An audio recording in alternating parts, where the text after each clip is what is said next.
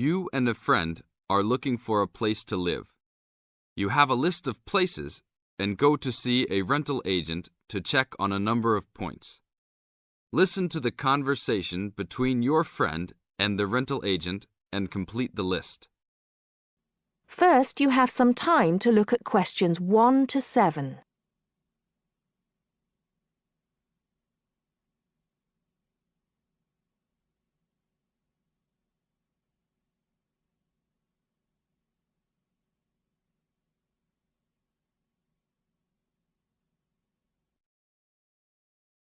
Listen carefully and answer questions 1 to 6.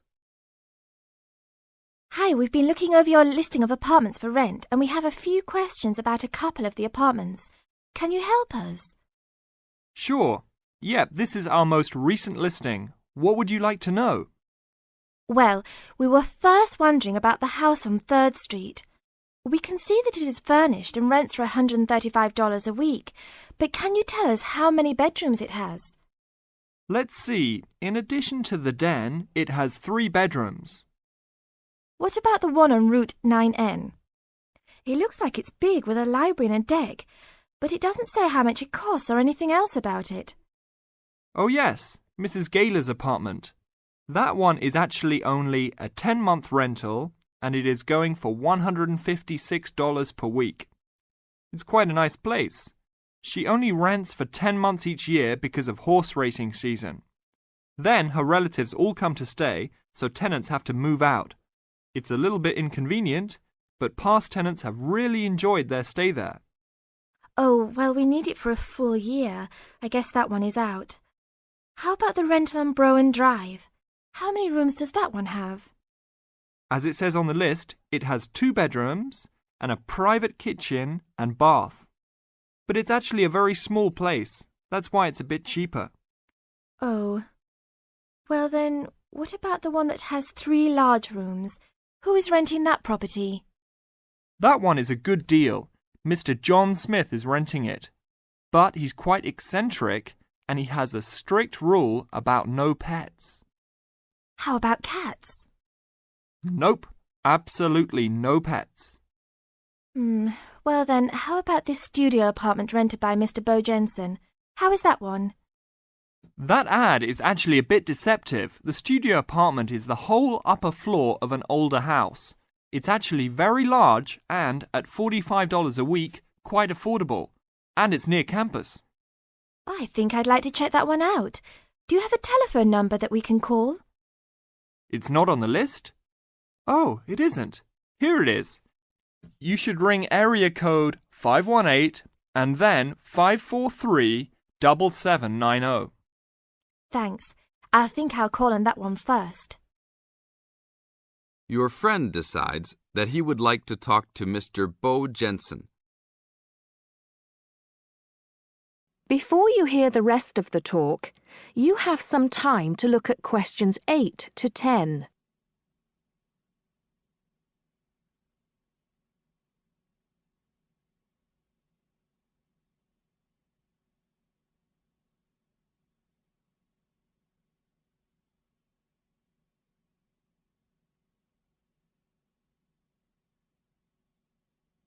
Now listen and answer questions 8 to 10. Hello? 1512, Route 9. Yes, is this Mr. Jensen? Yes, it is. Can I help you? Yeah, we're studying here at university and we came across the rental information for the studio apartment that you are renting. Is it still available? Yes, of course. I actually just placed the ad and you're the first person to call. Is there anything you'd like to know about it? Yes, actually there is. As students, we are on the internet a lot, and we heard that some homes in the area have high-speed connections. What type of connection do you have there now? Oh, that's an interesting first question. But I guess I have heard that too. But we just have a phone line here. Nothing fancy. I think you can have a cable line installed, but it's just a phone line for now. Okay, well maybe we can do that.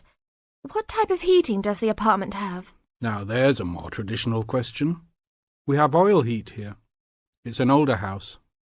That tends to be a little more expensive during the winter, right? Yeah, but there's nothing to do about it. It would cost too much for me to put in a gas heater. What else would you like to know about the apartment?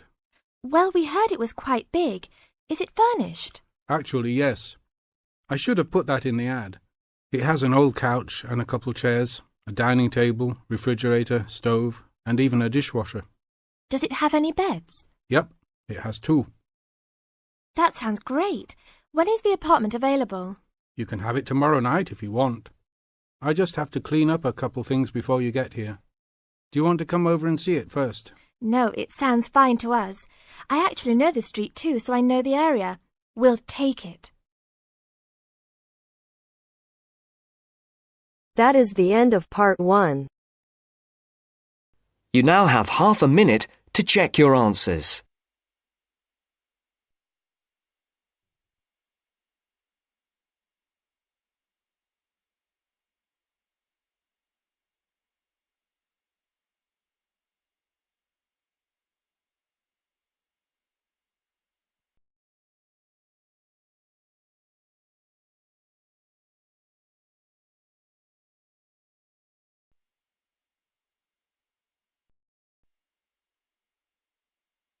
Now turns to part 2. Part 2. First, you have some time to look at questions 11 to 16.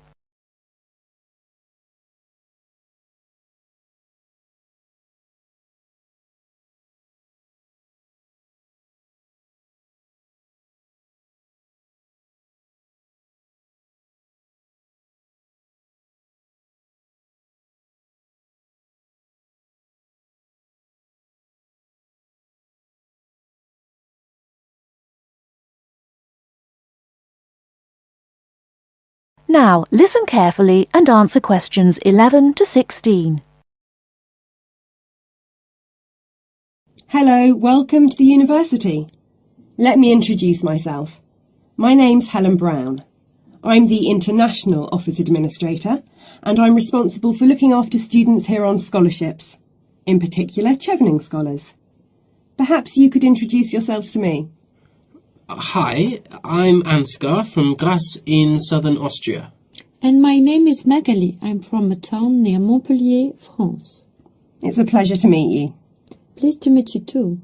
Nice to meet you. So, let's get started. I'm going to tell you about the schedule for today. Today is your orientation day at the university, and it's going to begin in half an hour at 10 o'clock with a speech from the Vice-Chancellor welcoming you to the university. That's very nice. Where is it? It's in the main hall on floor 3. Okay, but how do we get there? From here, the International Office, go down the corridor, past the lecture theatre and student common room. Then you'll be at the main entrance and you'll see the lift to your left. Take the lift to floor 3 and the main hall entrance is after the buffet. Okay, floor 3 after the buffet. I can always find my way to food. So we'll be able to find the main hall, no problem. So after the Vice-Chancellor greets the new students, then 30 minutes later, the Mayor will welcome you to the city. Together it should be about an hour, so it's not too much of a drag. And what happens then?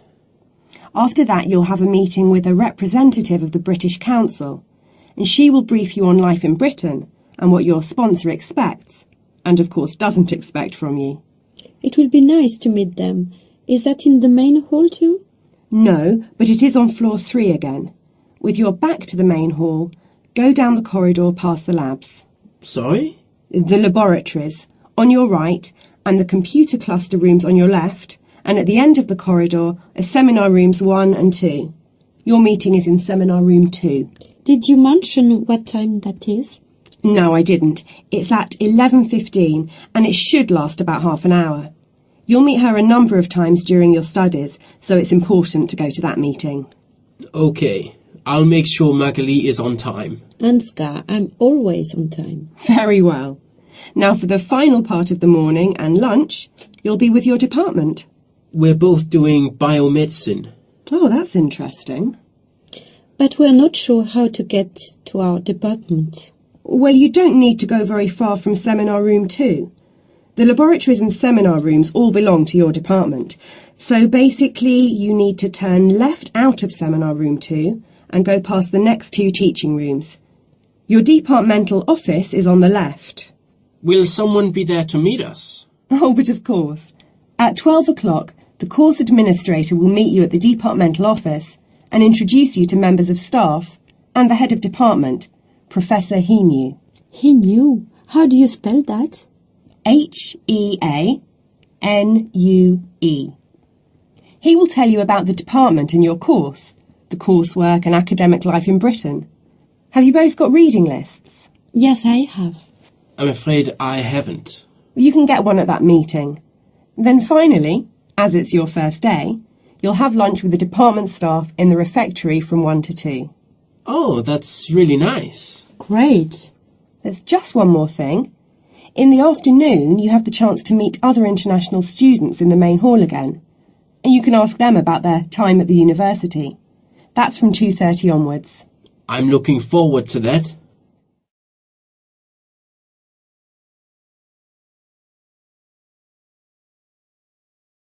Before you hear the rest of the talk, you have some time to look at questions 17 to 20.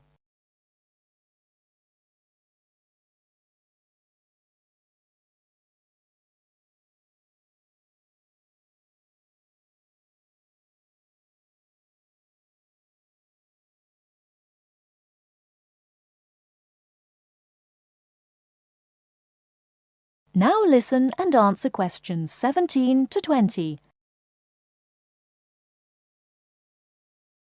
So you're thinking of opening a bank account with us? That's right. And you are an international student at the university? Yes, I am. And how did you hear about us? From Student Services. They gave me a list of banks near the university, and I chose this one because you have a branch near campus and a student advisor at the bank. Yes, I'm part of the student advice team. There are 3 of us here. Right, now I'll go over the services we offer to international students, and then we can go through a few details before we set up your account. Okay. We can offer you a current or cheque account and a savings account. Do you pay interest on the current account? We do, but not very much, about 1.5%. You get a much better interest rate on the savings account, around 4%. We also give you a free overdraft facility. I'm sorry? If you run out of money, we allow you to spend more money than you have in your account. That's the overdraft. But you can only take out up to £100. If you need more than £100, then you must tell us before you take any more money out. I see. Now, once your current account is open, then you can set up direct debits for any regular payments you need to make. Could you tell me how that works? Well, for instance, let's take your mobile phone. You have to pay a certain amount every month for it. Yes. So you can tell us to pay that amount each month and we'll do it automatically for you. I see. As soon as your account is open, we will send you a debit card, which you must sign immediately and keep in a safe place. Then a day or 2 later we'll send you a personal identification number.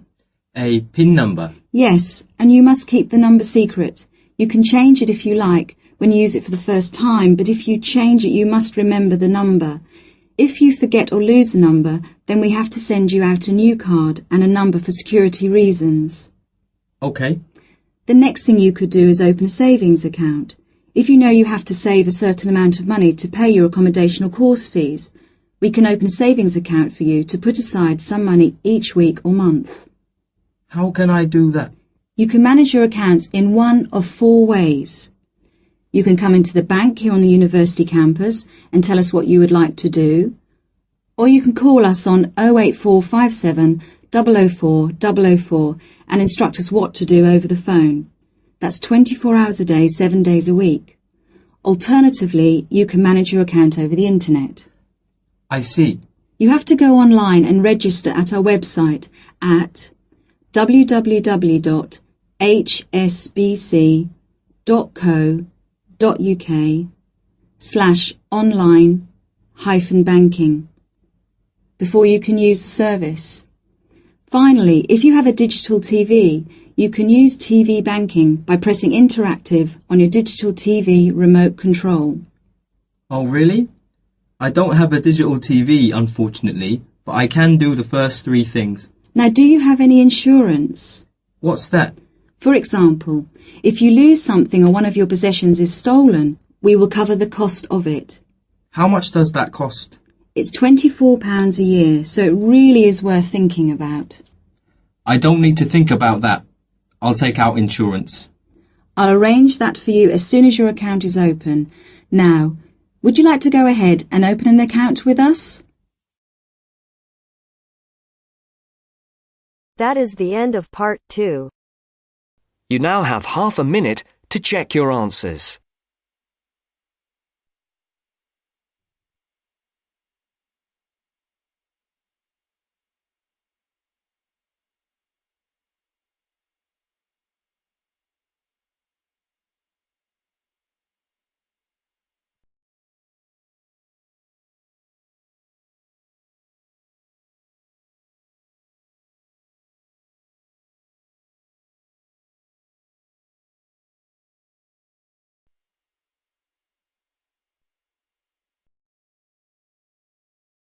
Now turns to part 3.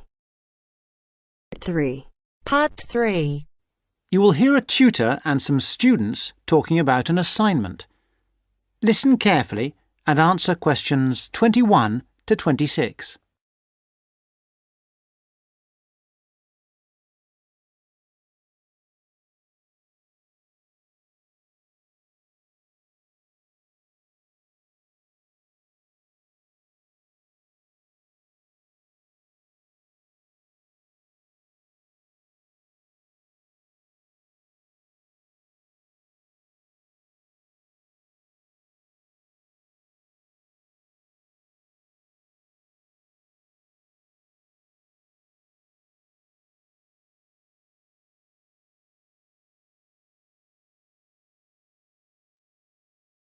Come in. Sit down. Good to see you. Hello. Hello. Now, this assignment. The best thing we can do, I think, is to think how we can approach it. The main point is to investigate television, but not what's happened in the past. I was thinking that it would be necessary to go over the new media first and then... Yes, that's a way to make a start, but you need to do that quite briefly. But it's quite a complex topic. Yeah, I agree, but the emphasis must be on the future development of television as a cultural phenomenon. Yes. I've been reading the talk by Ashley Highfield. All right, and what do you take from that? What are the things that are competing with television? Well, to start with, there is the games console. Then there is the personal computer and the internet. Then again, the mobile phone with its capability of games and puzzles. And, of course, internet access. Lastly, there is the iPod, with the possibility of listening to music wherever you go. Good. You've understood that. Now, which of these presents the greatest competition for television? Well, according to the research, it's video games. Yes, that's true at present. But in the future... I think the phone will present the greatest threat then. And why? Because it's mobile, portable, and it's developing fast. Yeah, I think you're right. You need always to look to the future and try to assess how things will develop, as we said. Good. Now, you need to move on to the new social trends in connection with television. Is one of them the idea that programmes might become shorter and shorter? Ah, yes. The average programme might be 10 minutes. Or even less. Just mini-programmes, say 4 to 5 minutes long. Now, do you think you can get access to all the materials you need? The problem at the moment is the library. Oh, yes. What's happening there? There's a tremendous amount of noise because of the new extension they are building. It's quite impossible to work there. They are stopping work for a week next week, I believe, and then all the sections will be open. There's a hold-up because some roof tiles have not arrived, so there'll be peace for that week. But then after that, the media studies section will be closed for a week, and all the noise and dirt will start up again. Yes, the sociology section will be open, and there's some good stuff there for you on this topic, and it's further away from the noise. Yes, I don't think the sociology section is affected at all, and neither is the journal section. No. Obviously, they're rotating the closures, and it was sociology's turn to close for a week last term. I think we should make a complaint. Yeah, I think you should. I've had a word with the library staff. They are very sympathetic, but... They are affected by these works just as we are. If I were you, I'd make a complaint directly to the premises committee. They only meet once a year, but in fact, I know they're having a meeting next Tuesday. You might like to make contact with them, but don't say that I suggested this. Yes. But the Students' Union might be better since they are independent of the university. That's true, but I can't imagine that people haven't already approached them about this. Let's try the premises committee. Good idea. Why not? OK. Now, don't forget I need a copy of your dissertations by email and 2 copies in print, that is, on paper. If you give the reprographics office 24 hours' notice, they'll make copies for you. And if you give them my details, they'll send those copies directly to me. They won't send copies to you, so you'll need to take your own copy personally from them. Good. Any questions? Before you hear the rest of the talk, you have some time to look at questions 27 to 30.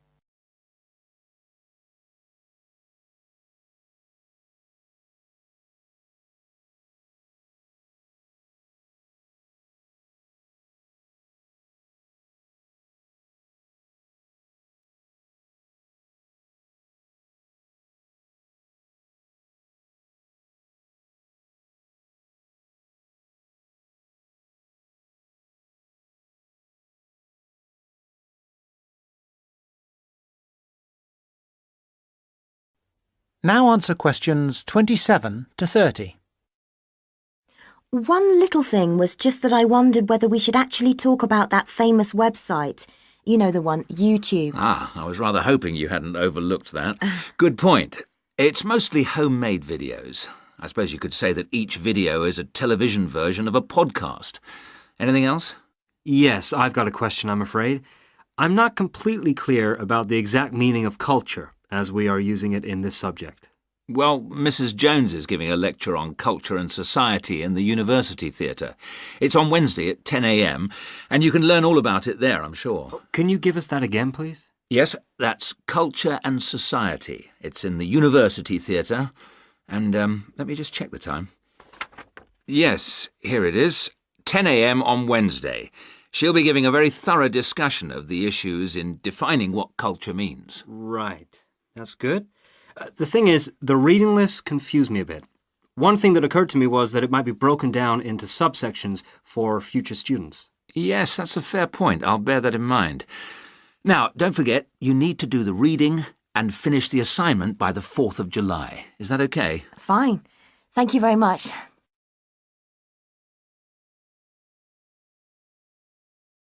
That is the end of part 3. You now have half a minute to check your answers.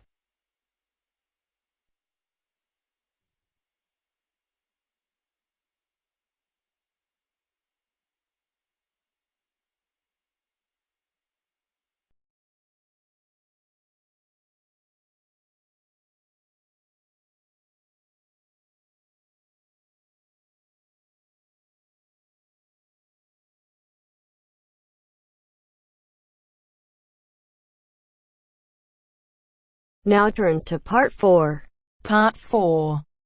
Listen to the introduction about Tower Bridge and complete the summary. First, you have some time to look at questions 31 to 40.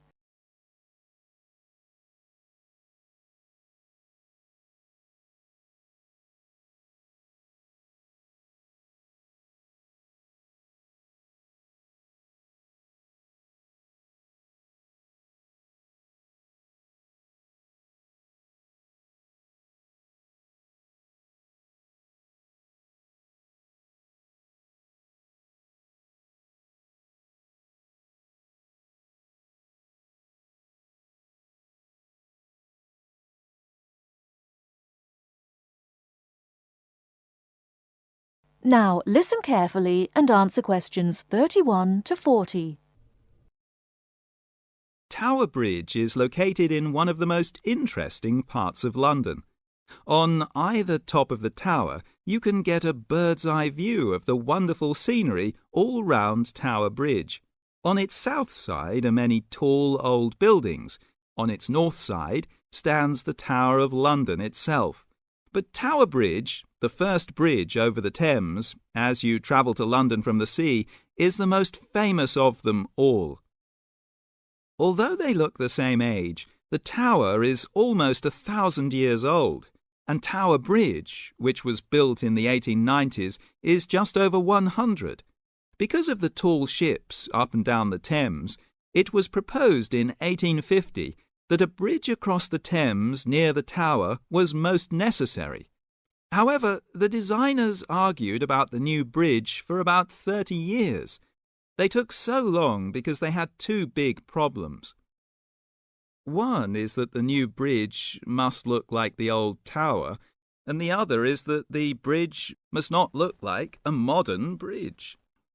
They made it look like the old tower, so everyone was happy. Besides, the most surprising thing about Tower Bridge is that it opens in the middle, while big ships are going through to the Pool of London. If you're lucky enough to see the bridge with its two opening arms high in the air, you'll never forget it. The bridge took 8 years to build and cost £900,000, a lot of money in those days. But it was a wonderful success and became a famous tourist attraction in London on the day when the bridge was completed. 100 years ago, the Thames was once London's busiest traffic route, so that the bridge opened at least 12 times a day. Today, big ships don't go so far up the Thames.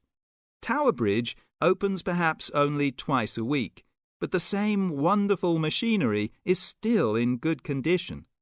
Green, yellow and red, the colourful wheels and engines look smart and new, not 100 years old. They still lift the two heavy opening arms, each 1,000 tons, leaving 70 metres for the ships to go through. And they still can open and close the bridge in 1.5 minutes. Things are changing greatly now at Tower Bridge. The horses that used to help with pulling have gone, and so have the tugs, for they're no longer necessary. The walkways from one tower to the other at the top of the bridge were closed years ago because so many people jumped off them into the Thames, which is said to open again soon. In addition, the beautiful wheels will be part of a special exhibition for the public to visit. There'll be a restaurant in one of the towers and a pub in the other.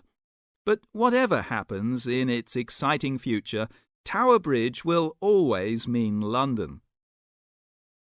That is the end of part 4. You now have half a minute to check your answers.